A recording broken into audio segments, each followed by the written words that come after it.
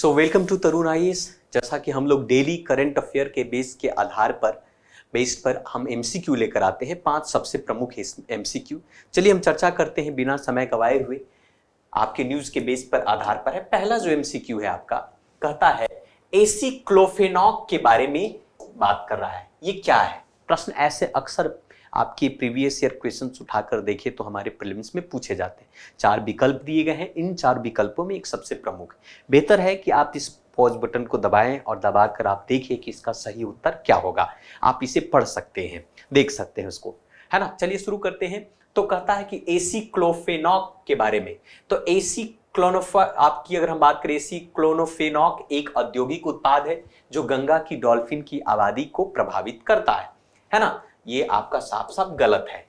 एसिक्लोफेनॉक एक दवा है जिसमें कोविड-19 के लिए निर्धारित किया जाता है, ऐसा नहीं है ना। एसिक्लोफेनॉक एक उर्वरक है जिसका उपयोग किसान पौधे को बढ़ने में मदद करने के लिए करता है। नहीं, इसका सही उत्तर क्या है? डी होगा।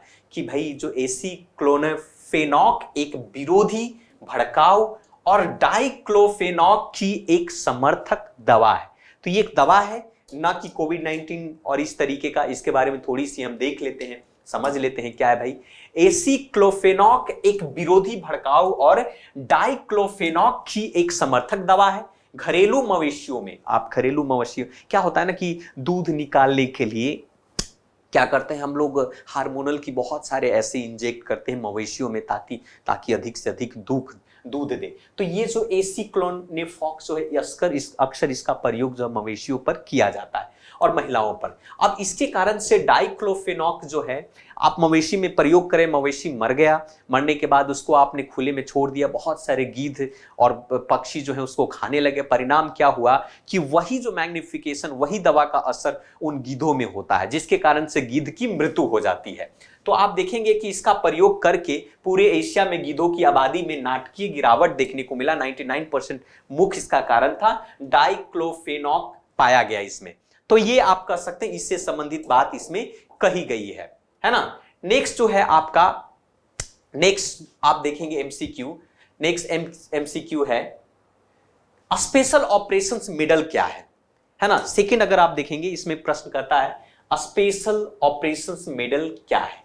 तो हाल ही में अगर देखा जाए, ये चलाया गया था, स्पेशल ऑपरेशंस मेडल चलाया गया था। ये हाल में उन कार्यों को मान्यता देने के लिए गठित किया गया है जिनमें योजना की डिग्री राज्य और लोगों के सुरक्षा के उच्च महत्व पर, ये बातें नहीं है। यह एक वर्ष में 3 विशेष ऑपरेशन और अधिकतम 5 विशेष ऑपरेशन दिए जा सकते हैं, है ना। ये विशेष संचालन की बात करता है। ये कौन सा कथन सत्य है इसके बारे में कह रहा है, तो B is a right answer. इसको भी आप देख सकते हैं, B is a right answer. तीसरी जो है, इसके बारे में थोड़ी सी देख सकते हैं। ये कहता है कि विशेष अभियान वर्ष 2018 में ये कार्य को मान्यता देने के लिए गठित किया गया था, जिसमें उच्च स्तर की योजना, देश में लोगों की सुरक्षा के लिए उच्च महत्व दिए गए थे। ये जो है पुरस्कार आतंकवाद के मुकाबले में और सीमा पर कार्रवाई करने के लिए दिया गया था, हथियार के नियंत्रण के लिए, नशीले पदार्थ के तस्करी के लिए, इन सभी चीजों के लिए इसका प्रयोग किया जाता है। और ये एक वर्ष में 3 पुरस्कार दिए जाते हैं और अधिकतम 5 पुरस्कार इसमें दिए जाते हैं। तो इससे संबंधित इसमें बात की गई। तीसरा जो एमसीक्यू है इस न्यूज पर, आप देखेंगे ज्वालामुखी से संबंधित, वोल्केनो से संबंधित। हाल फिलहाल में वोल्केनो आपको फटा है, तो ज्वालामुखी के संबंध में निम्नलिखित कथनों पर विचार कीजिए। ज्वालामुखी, 3 स्टेटमेंट दिए गए हैं, सही पे चुनेंगे। ज्वालामुखी भूमि के बाहर निकलने वाले रूप जो कि वेंट से राख, वाष्प और लावा उत्सर्जित करता है। कथन गलत कह रहा है। गलत कथन क्या है इसमें? ये तो बात सत्य है भाई, फर्स्ट तो सही है ना। तो ये नहीं होगा आपका, ये नहीं होगा, ये नहीं होगा। अम्लीय ज्वालामुखी में चिपचिपाहट कम होती है और सिलिका की मात्रा कम होती है। गलत बात है भाई, सिलिका की मात्रा ज्यादा होती है, तो ये गलत है। तो B is the right answer. Mauna Loa ज्वालामुखी हवाई द्वीप में स्थित है, एक सक्रिय ढाल है, ये बात सत्य है। इसी के बारे में चर्चा की गई है, आपका मोना लावा के बारे में ही, है ना। तो ये सत्य है। तो ये असत्य पूछ रहा था कि कथन गलत कौन सा है ना। इसके बारे में हम ये जानते हैं। नेक्स्ट जो क्वेश्चन है आपका, 4th नंबर क्वेश्चन जो है, वो 4th नंबर क्वेश्चन आपका कहता है लोकस स्टैंडी के बारे में। लोकस स्टैंडिंग के बारे में कौन सा सिद्धांत गलत है? 3-4 दिए हुए ऑप्शन आपका, सत्य पूछ रहा है भाई। लोकस स्टैंडी क्या है? ये आपका भारत के अंदर में आप देखेंगे तो जनहित याचिका को लेकर है कि कोई व्यक्ति है अभी और कोई व्यक्ति बाहर किसी पर अन्याय हो रहा है, तो उस अन्याय को रोकने के लिए उस व्यक्ति के साथ देता है वो व्यक्ति और डायरेक्ट सुप्रीम कोर्ट या हाई कोर्ट में उसकी याचिका दायर करता है। तो पीड़ित पक्ष को अदालत में राहत के लिए आवेदन करने की आवश्यकता है। ऑफ कोर्स ये बात सत्य है। भारतीय संविधान के अनुच्छेद 32 और 246 किसका प्रावधान है? सही बात है। वर्तमान में भारतीय अदालत में जनहित याचिका पर विचार नहीं करती है ना। लोकस स्टैंडिंग की अवधारणा संवैधानिक नैतिकता का उल्लंघन करती है। तो सी इज अ राइट आंसर, क्योंकि ये पूछ रहा है कि गलत कौन है, तो सी इसका सही होगा आपका।